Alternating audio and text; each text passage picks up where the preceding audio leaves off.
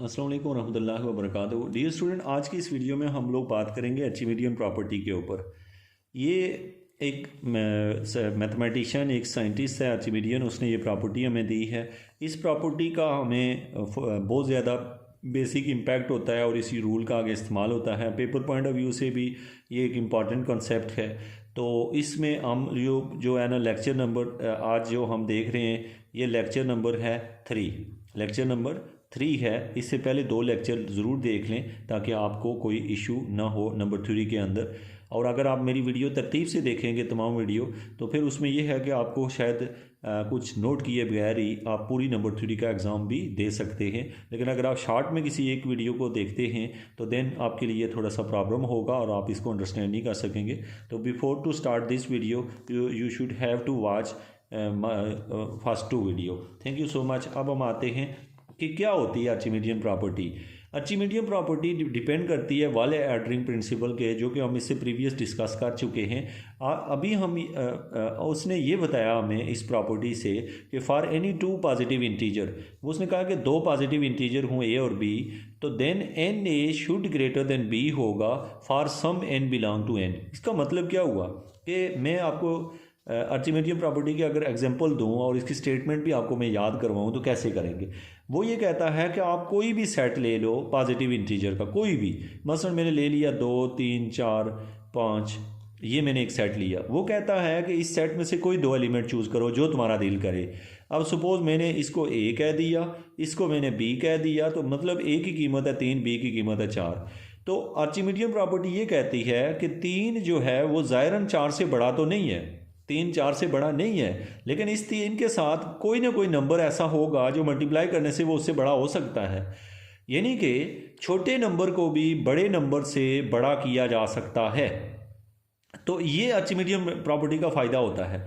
मसलन कैसे, ये 3 4 से बड़ा नहीं था, अब मैंने 3 को जब 2 से मल्टीप्लाई किया तो इसलिए वो 4 से बड़ा हो गया, अब ये 6 हो चुका है। लेकिन अगर इसी 3 को मैं 1 से मल्टीप्लाई करता हूँ तो फिर ये 4 से बड़ा नहीं हो सकता।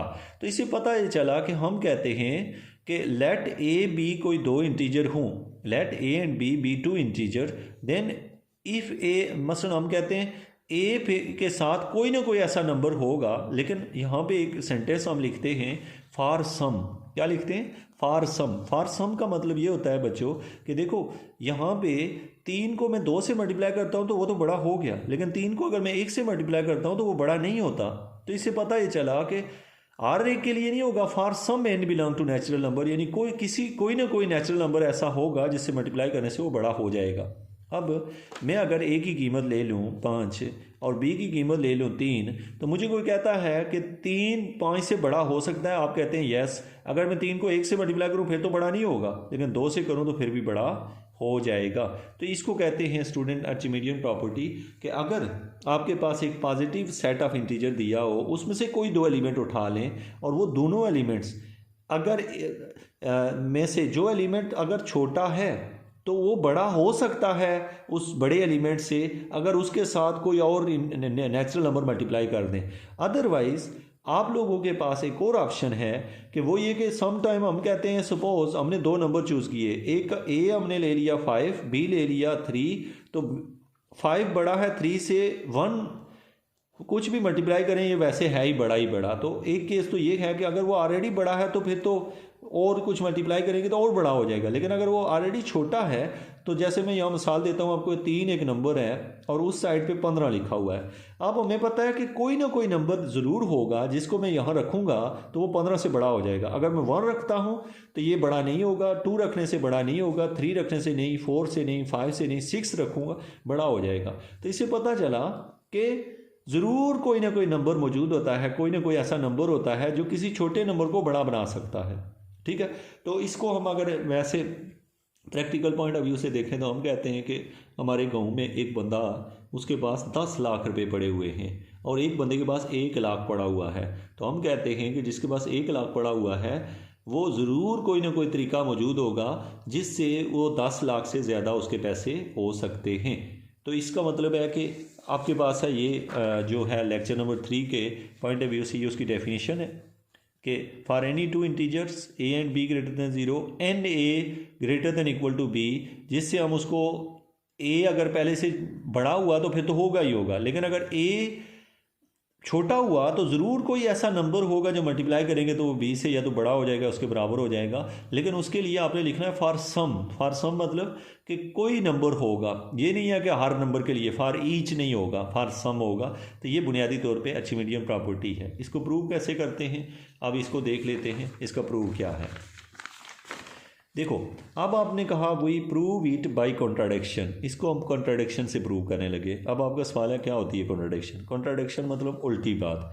असल हमने ये बात हमने शो करनी है तो हम इसका उल्ट बोलेंगे। सपोज एन ए छोटा है 20 से, यानी यहाँ तो हमने कहा एन ए बड़ा है 20 से, अब एन ए छोटा है 20 से, यानी हम जो मर्जी एन रखें वो छोटा ही रहेगा। हमने फ़र्ज़ कर लिया, सपोज किया, एंड लेट एक सेट ले लिया एस। अच्छा, ये सेट कैसे लिया? यहाँ से लिया हुआ है।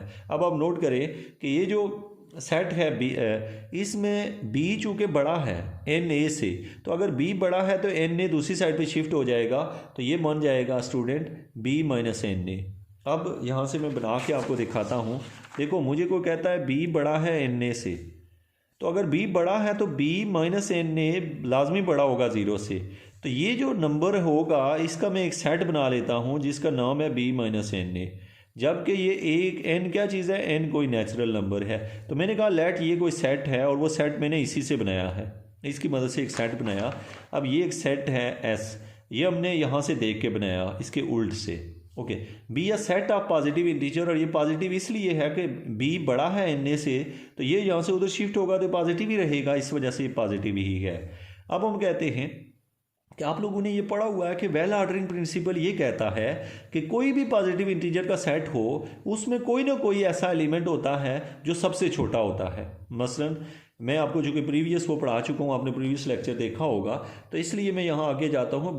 By well ordering principle s l shall contain at least element, यानी कि इस एस के अंदर कोई ना कोई एलिमेंट लाजमी होगा जो छोटा होगा। अब आपका सवाल है कि वो एलिमेंट कौन सा होगा? तो अब देखो, वो एलिमेंट जो भी होगा वो यहाँ पे मैं कहता हूँ कि suppose that the least element of s is b minus m a, यहाँ पे एम ए लिखा हुआ है। बी माइनस एम ए का क्या मतलब? देखो, एन नेचुरल नंबर को शो कर रहा है, एन कुछ भी हो सकता है। अब यहाँ से मैं समझाता हूँ आपको। सपोज मेरे पास एक एलिमेंट है, वो इस शक्ल का है, s is equal to b, मेरे पास सपोज 5 है, और माइनस n की जगह मैं लिखता हूँ 1 इंटू 2। फिर दूसरा एलिमेंट है मेरा 5 माइनस 1 इंटू 2 इंटू 2। मेरा तीसरा एलिमेंट होगा 5 माइनस 2 इंटू 3। नहीं, ये हो नहीं सकता, ये चूँकि नेगेटिव हो जाएगा। अब आप नोट करें कि ये जो 1 2 आप देख रहे हैं ये इंटीजर्स हैं, यानी कहने का मतलब ये है कि अगर इस सेट के अंदर n के अंदर हम ये n बहुत सारे नंबर को रिप्रेजेंट कर रहा है, और ये m उस नंबर को रिप्रेजेंट कर रहा है जो सबसे छोटा है। मतलब जिस सेट के अंदर, जैसे मैंने यहाँ मिसाल दी आपको, मैं एक और एग्जांपल से बताता हूँ आपको। जैसे s मेरे पास एक सेट है और उस सेट में लिखा हुआ है 10 माइनस 1 मल्टीप्लाई बाई 2, तो दूसरा लिखा हुआ है 10 माइनस, यहाँ पे मैं लिखता हूँ 2 मल्टीप्लाई बाई कितना है 2, और फिर उससे अगला मैं लिख रहा हूँ 10 माइनस 3 मल्टीप्लाई बाई 2। अब आप नोट करें तो ये सारे नंबर यहाँ आ रहे हैं। इन तमाम नंबरों को, ये जो 1 ये 2 है, ये 3 है, ये नेचुरल नंबर्स हैं, लेकिन इनमें से जो सबसे छोटा होगा हमें नहीं पता वो कौन सा होगा। सपोज वो हमने कर दिया कि m है, वो क्या है? m है, और ये m क्या है? ये उन्हीं n में से कोई एक है। तो हमने सपोज कर लिया कि इस सेट के अंदर बहुत सारे एलिमेंट हैं, यानी n की जगह 1 रखेंगे तो एक एलिमेंट, 2 रखेंगे दूसरा, 3 रखेंगे तीसरा, 4 रखेंगे, और m रखेंगे तो एक एलिमेंट आएगा जो फ़र्ज़ किया सबसे छोटा है। और ये m क्या है? ये नेचुरल नंबर से तल्लक रखता है, क्योंकि हमने पाबंदी लगाई हुई है कि n नेचुरल नंबर होना चाहिए, तो इसका मतलब m भी नेचुरल नंबर ही है। अब स्टूडेंट आपको ये पता है कि b माइनस एम ए जो है वो किससे बिलोंग करता है? s से। क्यों? क्योंकि ये उसका लीस्ट एलिमेंट है। लीस्ट मतलब सबसे छोटा एलिमेंट है। इसमें बहुत सारे एलिमेंट होंगे इस तरह के, उसमें से सबसे छोटा एलिमेंट s से बिलोंग करता है। अब आपने यहाँ पर क्या किया? इस m की जगह m+1 रख लिया। ऐसा क्यों किया?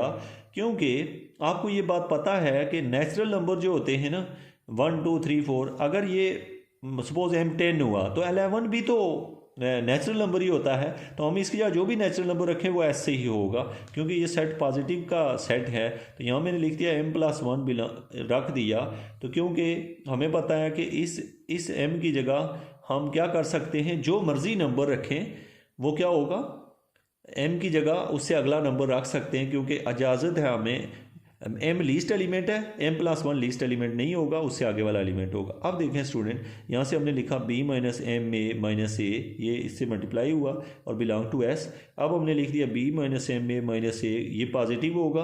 क्यों पॉजिटिव होगा, क्योंकि आपको पता है कि ये पॉजिटिव इसलिए होगा क्योंकि आर एलिमेंट जो एस का है वो है ही पॉजिटिव। तो इससे हमने ये रिजल्ट निकाला कि b - ma greater than a है। ये कैसे निकाला हमने, ये वाला -a जो है ये उधर से उधर गया, यानी इस a को उधर शिफ्ट किया है, तो b - ma ग्रेटर देन क्या हो गया, a। b - ma greater than a। अब स्टूडेंट अगर b - a greater than a है, तो यहाँ से हमने एक अंडरस्टैंड ये किया था कि b - a, अब आपने कहा था जो एस सेट है उस सेट के अंदर बहुत सारे एलिमेंट हैं। एक का नाम जैसे b - 1a था, दूसरा एलिमेंट b - 2a था, इस तरह के बहुत सारे एलिमेंट हैं। इस वन का नाम हमने m रखा हुआ था। तो हमने यहाँ पे कहा था कि b - a बड़ा हो गया है a से, तो इससे एक बात गलत हो गई, क्या कि भाई b - a तो किसी से बड़ा हो ही नहीं सकता, क्योंकि b - a तो लीस्ट एलिमेंट था s का, तो इसका मतलब है ये a से कैसे बड़ा हो गया, ये तो गलत बात है। तो इस बात को हमने ऐसे लिखा, where a belong to s, चूँकि a भी s का एलिमेंट है। एंड वी सपोज, हमने ये सपोज किया था कि b - ma is the least element, कि ये लीस्ट एलिमेंट है ऑफ s। अगर ये इसका लीस्ट एलिमेंट है तो लीस्ट एलिमेंट किसी दूसरे एलिमेंट से बड़ा कैसे हो सकता है। a भी s का एलिमेंट, b - a भी s का एलिमेंट, तो इसका मतलब है ये स्टेटमेंट तो गलत हो गई। तो इसे because b - a greater than 0 therefore over supposition is wrong, जो हमने सपोज किया है वो गलत है। क्या हमने सपोज किया, हमने ये सपोज किया था ये लाइन कि b ग्रेटर देन है na के, ये बात गलत हो गई है कि b ग्रेटर देन na नहीं है। अगर ऐसा होगा तो ये गलत बात हो जाती है, तो इसलिए हमने प्रूव किया कि b less than equal to na है। तो इससे ये बात प्रूव हुई है कि आप इसको ऐसे क्यों लिखते हैं। तो ओवरऑल आपने जो लर्न किया है इससे कि कोई भी नंबर हो b, वो अगर a से अगर पहले छोटा है भी, अगर वो पहले a से छोटा भी है तो उसको बड़ा बनाया जा सकता है अगर उसके साथ कोई नंबर, यानी इधर तो मैंने इस तरह लिख दिया, अगर सपोज a क्या है छोटा हो b से, तो a के साथ कोई नंबर मल्टीप्लाई करो, कोई नंबर मीन के सारे नंबर नहीं, कोई नंबर ऐसा ज़रूर होगा जो मल्टीप्लाई करने से वो उससे बड़ा हो जाएगा। इसको हम आर्चिमेडियन प्रॉपर्टी कहते हैं। इसको आपने टू द पॉइंट ऐसे ही नोट कर लेना है जैसे कि आपको यहाँ पे दी गई है ये प्रॉपर्टी, ठीक है। तो सिंपल इसके यही मीनिंग या वर्डिंग आप कर लें। Thank you so much.